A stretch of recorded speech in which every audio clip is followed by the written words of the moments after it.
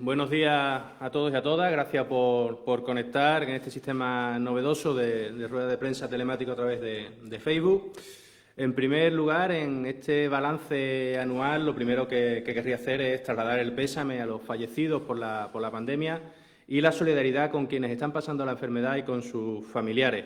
Ha sido un año marcado absolutamente por esta pandemia de COVID, que ha empezado el año 2021 con la esperanza de las vacunas, pero que tenemos que seguir, evidentemente, con las debidas precauciones, porque, como han dicho desde el Gobierno, bueno, pues pueden venir semanas muy duras.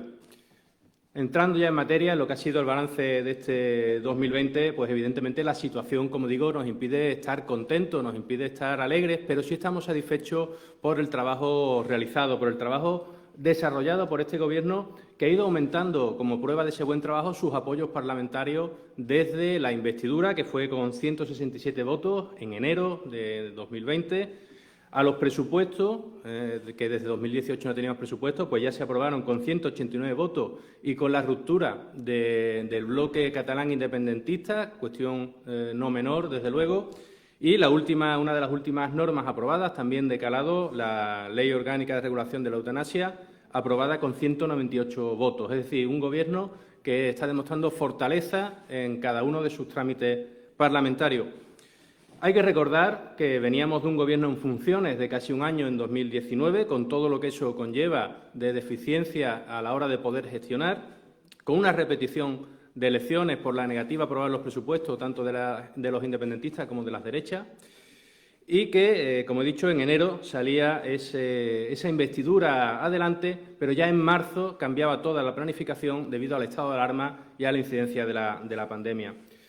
Con este estado de alarma, de manera inmediata, bueno, pues se aprobó un escudo social como mandato que tenía el Gobierno y, por supuesto, nuestro partido había concurrido a él, de poner siempre a las personas en el centro, de hacer unas políticas más sociales de las que venía el país teniendo en cuenta. Y esto ha conllevado, por ejemplo, a evitar que un tercio de los asalariados en este país se quedaran en el mes de abril, que tuvimos ese confinamiento estricto, sin ingresos. Se suspendieron los desahucios, hubo prórroga a los alquileres y ayuda al pago de estos alquileres que se devolverán entre 6 a 10 años, moratoria de las hipotecas también para los autónomos, prohibición de cortes de suministro y ampliación del bono social para los afectados de los ERTE, el subsidio extraordinario por desempleo para trabajadores temporales, subsidio para las personas trabajadoras del hogar, moratorias de créditos al consumo, los ERTE, como he dicho, para evitar la destrucción del empleo, que han supuesto más de 500 millones durante este año en la provincia de Cádiz y más de 75.000 personas atendidas en los momentos más duros de la pandemia. En el conjunto del Estado ha sido una salvación para más de medio millón de empresas y 3,4 millones de trabajadores en España. También las prestaciones extraordinarias a los autónomos por cese de actividad, que en la provincia de Cádiz ha supuesto una ayuda a 31.000 autónomos. Los avales y préstamos ICO para pymes y autónomos, que han supuesto en esta provincia más de 1.500 millones de euros de financiación. El total en el Estado han sido 112.000 millones en crédito, sobre todo para pymes y autónomos, incluyendo ERTE y prestaciones por cese de actividad. Es decir, un esfuerzo importante del Estado para no dejar a nadie atrás, como se ha dicho, para que los efectos económicos de la pandemia fueran los menores posibles.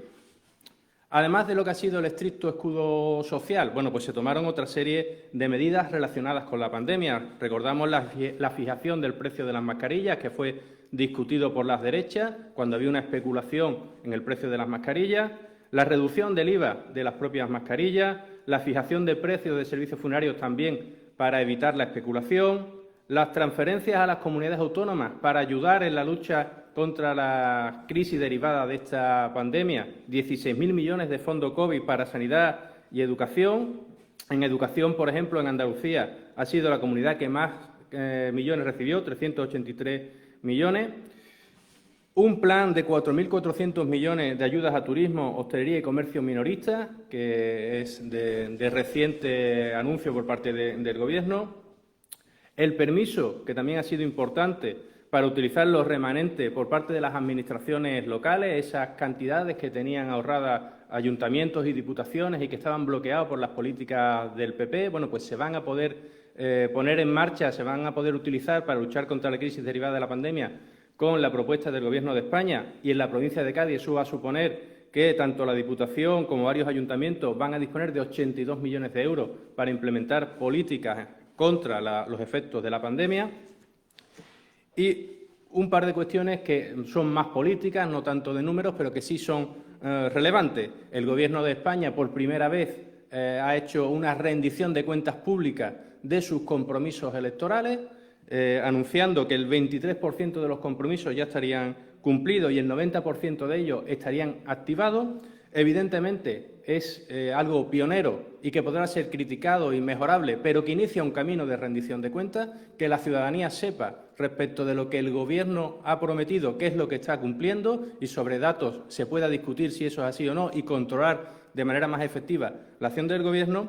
Y las circunstancias también nos han hecho avanzar en la llamada cogobernanza, es decir, en el desarrollo de lo que es el Estado de las autonomías, que le falta un desarrollo y que evidentemente hemos visto la necesidad de coordinar políticas a nivel autonómico cuando se han ido tomando determinadas medidas en la lucha contra la COVID-19. Además de todo esto, que ha ocupado evidentemente la gran parte de la actividad del Gobierno, pues ha habido otra actividad legislativa que no ha sido ni mucho menos de poco calado. Eran normas que venían en el acuerdo de Gobierno, en el acuerdo del Gobierno progresista y en el programa electoral del Partido Socialista. Y, por ejemplo, se han aprobado las tasas Google y Tobin para que haya una justicia social derivada de una justicia fiscal. Se derogó el despido objetivo por faltas de asistencia al trabajo por enfermedad, lo que ha evitado, evidentemente, con esta cuestión del COVID, que haya miles de despidos, iniciando ese camino de derogar los aspectos más lesivos de la reforma laboral para, en consenso con los agentes sociales, conseguir un nuevo Estatuto de los Trabajadores que derogue definitivamente la actual reforma laboral de los tiempos del Partido Popular. Se aprobó la reforma de la Ley de Enjuiciamiento Criminal, que reducía los periodos de instrucción y lo que conllevaba era a que por prescripción muchos delitos no pudieran terminar su investigación.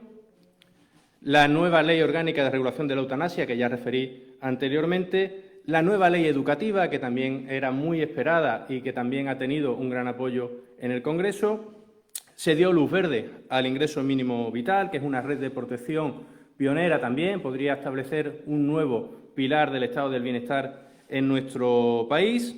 Y en la provincia de Cádiz pues está teniendo una incidencia importante, es la cuarta provincia que más solicitudes tiene y a día de hoy hay 28.000 familias que ya tienen aprobado este ingreso mínimo vital y podrían llegar hasta unas 38.000, 39.000 familias las que finalmente tengan aprobada esta ayuda, que está suponiendo un gran esfuerzo de la Seguridad Social, del funcionariado, pero que va a buen ritmo, teniendo en cuenta todas las circunstancias de teletrabajo, etcétera, que se han tenido que vivir debido a la pandemia. En total, desde el inicio de esta 14ª legislatura, se han aprobado 43 iniciativas legislativas, 8 leyes, una de ellas orgánica, se han convalidado 34 reales decretos leyes y se ha publicado un Real Decreto Legislativo.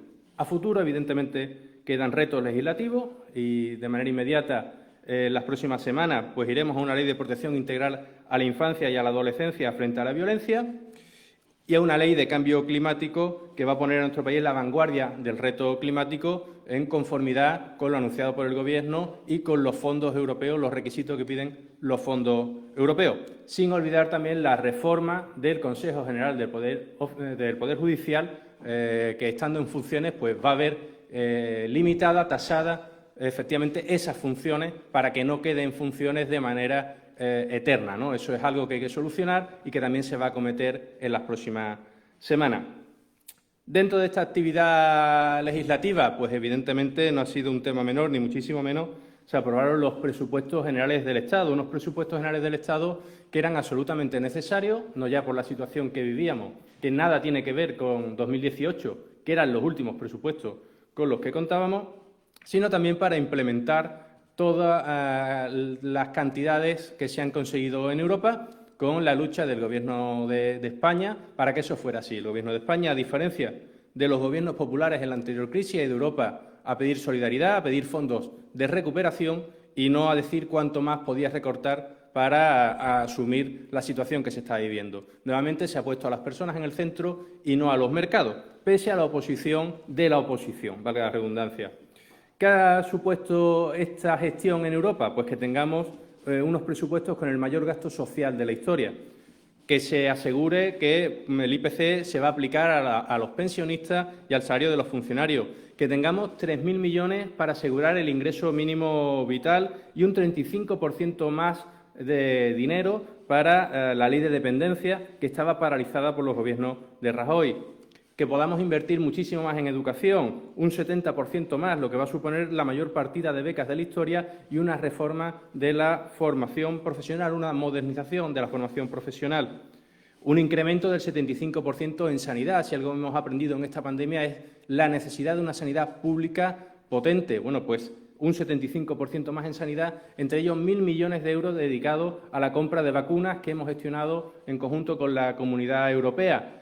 Y esto es algo no menor, las vacunas en este país van a ser gratuitas y eso que puede parecer lo más normal del mundo y razonable, no ha sido así con otros medicamentos en otras ocasiones y todos recordamos el Sovaldi y la hepatitis C. Bueno, pues ya sabemos que aquí no va a haber ese problema y que las vacunas sí van a ser gratuitas. También incluye en los presupuestos un 25% más para políticas de vivienda, rehabilitación, eficiencia energética.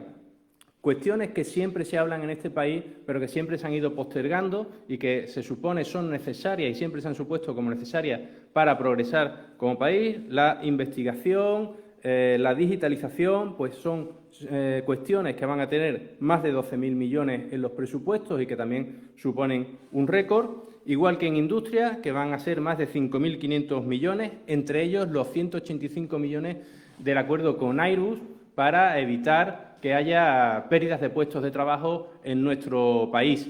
Y ante esto, lo que sí sería razonable es hacer un llamamiento en nuestra comunidad autónoma a la Junta de Andalucía para saber qué van a poner ellos, porque estos 185 millones son para el conjunto del Estado. Y ya estamos viendo cómo otras autonomías están también ayudando en esa materia para que las plantas que tienen en sus comunidades no tengan despidos. Sin embargo, de la Junta de Andalucía no estamos viendo nada. Y en la provincia de Cádiz especialmente sería bueno que hubiera una inversión también de la Junta de Andalucía para evitar que las plantas de Puerto Real o el puerto de Santa María tuvieran problemas de despido. Eso es algo que le pido desde aquí a la Junta de Andalucía, que ayuden a las medidas que el Gobierno de España sí está tomando para asegurar el empleo en nuestra provincia. Esos son unos presupuestos, en definitiva, que además están cumpliendo por primera vez en muchos años con el peso que la población andaluza tiene en el conjunto del Estado. Es algo que exige nuestro Estatuto de Autonomía y que no se cumplía. Sin embargo, en esta ocasión el Gobierno de España sí ha tenido en cuenta que somos el 17,7% de la población del Estado y ese es el porcentaje de los presupuestos que se han incluido para Andalucía, lo cual da pie a que se haya incluido 50 millones de euros para un plan de empleo y otros 150 millones de euros para un plan de empleo juvenil. ¿Esto qué ha supuesto respecto a nuestra provincia? Pues evidentemente que va en cascada y que podemos decir que estos presupuestos y la actividad del Gobierno están cumpliendo con la provincia de Cádiz. La última gran noticia, que no es una noticia tanto económica, aunque tenga derivación económica, sí es más política, es el acuerdo de Brexit, un acuerdo histórico que nadie se ha atrevido a criticar, ni la derecha que se tiene por más patriota, y que lo que ha supuesto es que la verja caiga y que significativamente ahora para entrar en Gibraltar, pues un británico tenga que enseñar el pasaporte y un español no tenga que hacerlo. La entrada en territorio Schengen, que es donde queda Gibraltar, va a estar controlada tanto por Frontex como por la Policía Española, que será quien tenga la última palabra para decir quién entra y quién no entra en Gibraltar, y eso evidentemente es un acuerdo histórico, un avance histórico que puede dar pie pues, a una colaboración entre Gibraltar, la comarca del Campo de Gibraltar y nuestra provincia, que pueda ser beneficiosa para los trabajadores y para toda la comarca. En cuanto a los presupuestos que hablábamos antes, decíamos que se tenía en cuenta el peso de Andalucía en el conjunto de la población y también podemos decir que respecto a la provincia de Cádiz, pues somos la tercera provincia andaluza que más subiría en inversión en estos presupuestos, ¿no? ¿Qué es lo que nos trae esa subida, esa tercera posición a nivel provincial en Andalucía? Pues que contamos con todos los presupuestos necesarios para ir complementando las diferentes fases administrativas que se vayan cumpliendo en el Algeciras-Bobadilla. No van a ser cantidades menores y hay un empeño importante en el desarrollo de esta infraestructura. Es la prioridad y hay que recordar los antecedentes. De los 300 millones aproximadamente que lleva esta obra desde su inicio, 250 millones fueron con Gobierno socialista. Creo que tenemos cierta credibilidad respecto a nuestro empeño con esta infraestructura.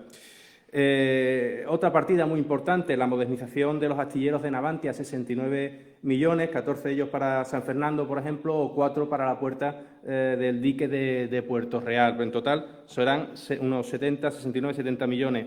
Respecto a los astilleros, hay que recordar también la partida de los van, 53 millones de euros para este van, que va a ser muy importante para la generación de puestos de trabajo en la bahía. Otra partida importante, la que se destina a la mejora de los puertos de Algeciras y de Cádiz, 71 millones para estos dos puertos para seguir generando también economía a través de ellos. 20 millones para el ramal del Bajo de la Cabezuela de Adif. 15 millones para Zona Franca.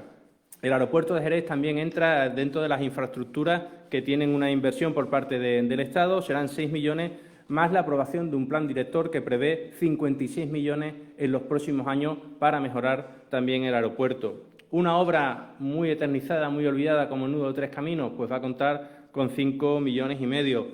Otra obra que era también necesaria y que cada verano suponía un problema de tráfico en Vejer, bueno, pues las rotondas de Cañada Ancha y la Barca de Vejer también vienen ya incluidas las partidas correspondientes en presupuesto.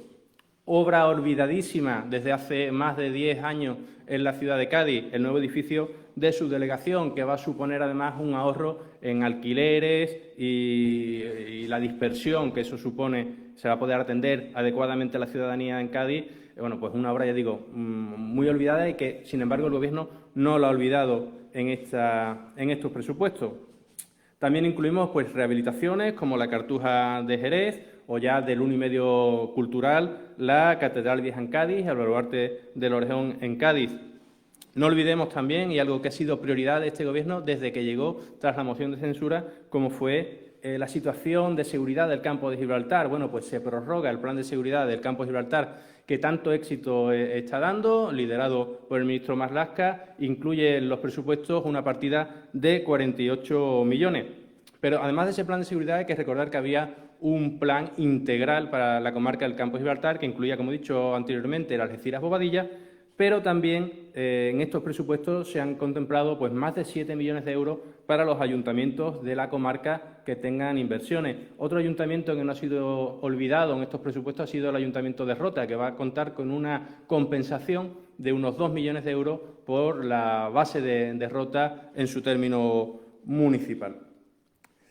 Y, bueno, otra cuestión que también es una partida importante son pues, casi 10 millones de euros para un nuevo CIE en Algeciras.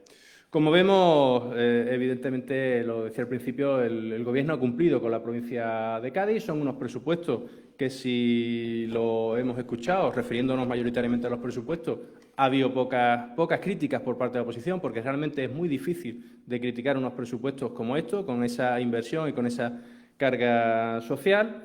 El escudo social, evidentemente, la provincia de Cádiz, por nuestra situación, pues ha sido absolutamente necesario. Como he dicho, 38.000 familias podrían verse beneficiadas por el ingreso mínimo vital, por ejemplo. Pero en cuestiones generales y más allá de nuestra provincia, pues este Gobierno ha evidenciado que las personas han sido el centro de sus políticas, con las dificultades de un Gobierno de coalición, evidentemente. Ha luchado, como he dicho, en Europa por la solidaridad en lugar de por los recortes. Y en este año marcado por la pandemia, la lástima ha sido la nula colaboración de la oposición, que incluso ha intentado boicotear la llegada de fondos europeos con escaso éxito, afortunadamente, ¿no?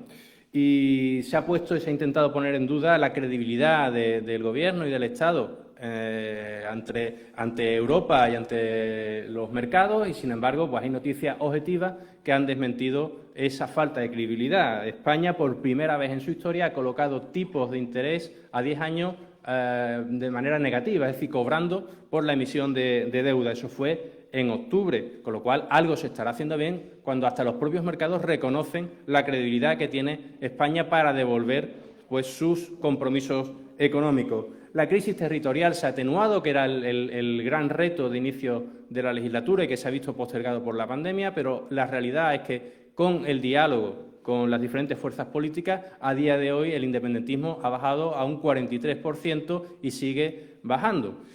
Y en los presupuestos que anteriormente me he extendido, bueno, pues se han planteado las bases de una recuperación económica desde el punto de vista de lo social, que evidentemente no va a ser fácil, que buscan la transformación del país en todas aquellas cuestiones que desde siempre se han indicado como necesarias, una transición ecológica, una transición digital, una mayor inversión en industria. No puede ser que venga una crisis como la que hemos sufrido y no tengamos una industria mínima capaz siquiera de fabricar mascarillas. No podemos tener una sanidad que se le rompan las costuras cuando venga una situación de esta. Pues todas esas cuestiones se han recogido y ahora lo importante será poder acertar en la ejecución de estos presupuestos, al igual que se han recogido cuestiones para aumentar la economía y las infraestructuras que van a ayudar a generar economía en los territorios. Aquí hemos hablado de los puertos, del aeropuerto, de las carreteras. Pues toda la ejecución de esas obras será muy importante para el desarrollo económico y la recuperación económica del país. Y lo que sería de agradecer es la colaboración de la oposición y de todas las administraciones en este camino de recuperación, en este año que no va a ser fácil y que la pelea política, siempre legítima, bajara algunos tonos y dejara la demagogia para, desde la argumentación y la razonabilidad, poder entre todos alcanzar pues, los mejores caminos para esta recuperación económica. Muchas gracias.